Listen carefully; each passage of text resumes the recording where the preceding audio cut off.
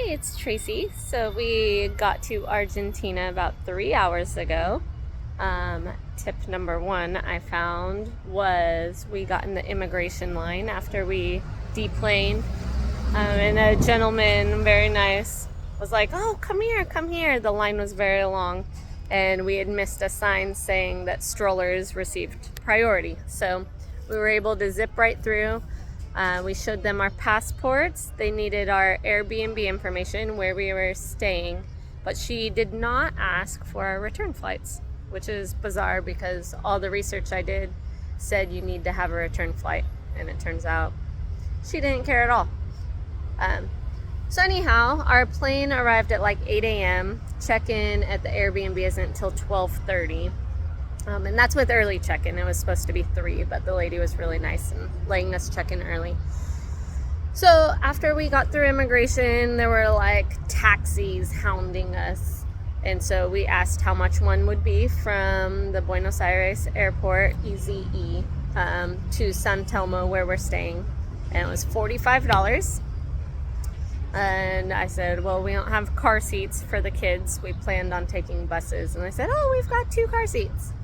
So, great. They charged me 45,000 Argentine pesos.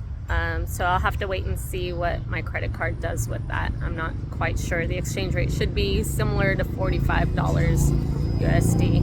And then, of course, we gave him a tip. It was about 25-minute drive. So he dropped us at the Airbnb so we knew where to go, and then we walked. I used Google Maps to find a cafe. Had the most delicious croissants, and the kids had chocolate-filled croissants and fresh squeezed OJ and the most delicious cappuccinos. Oh, delicious cappuccinos. Delicious cappuccinos. And my favorite part, careful. This is silly, but my favorite part was the little sign outside. It said, "More espresso, less depresso." And I thought that was clever, so I was very excited. And then we had cappuccinos and found a little right down the road. And this is just a lovely place for the kids. We've got 2 hours to kill and just a beautiful park in the middle of the city. Very nice people, everyone playing together. Another funny thing to note is we got to the coffee shop at like 8 o'clock or 8:30, and there was nobody there. It was dead.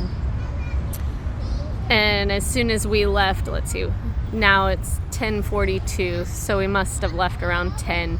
And the city has definitely come to life. So that was funny, because at first we were like, where are all the people? It's Saturday morning. And then, oh yeah, Argentinians like to party at night, so they're probably all sleeping still. And that's turning out to be the case, I believe. So yeah, this is day 1, 3 hours into our arrival, and we'll keep you updated. Oh, I did forget to find, well, I couldn't find my travel charger. You know, it plugs in worldwide. It has all the different outlets and plugs for phones. Since we did a bit of walking, we didn't rent a car or anything while we're here, so just where the taxi dropped us off at the Airbnb, we've been walking since then. And maybe 4 square blocks or something, we found the cutest cafe.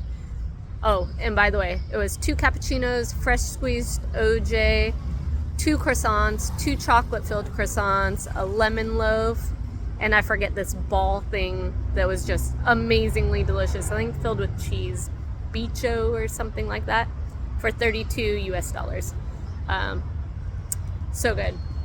Anyhow, I found a little market that we were walking past. I ran in, asked if they had the cable to charge to plug into the wall, and yeah, and it was $5.50 US. So that was awesome. I'm excited. It does say that it's an Australian charger, so we'll see when we get to the Airbnb and try and plug it in. But I'm assuming they wouldn't sell me something that only works in Australia, not here. So I will keep you posted, and with that, we'll get back to you later. The weather's beautiful. It was about 65 degrees when we landed. In the sun, a t-shirt's great. In the shade, just a light long sleeve shirt's great. It is perfect. Toodaloo!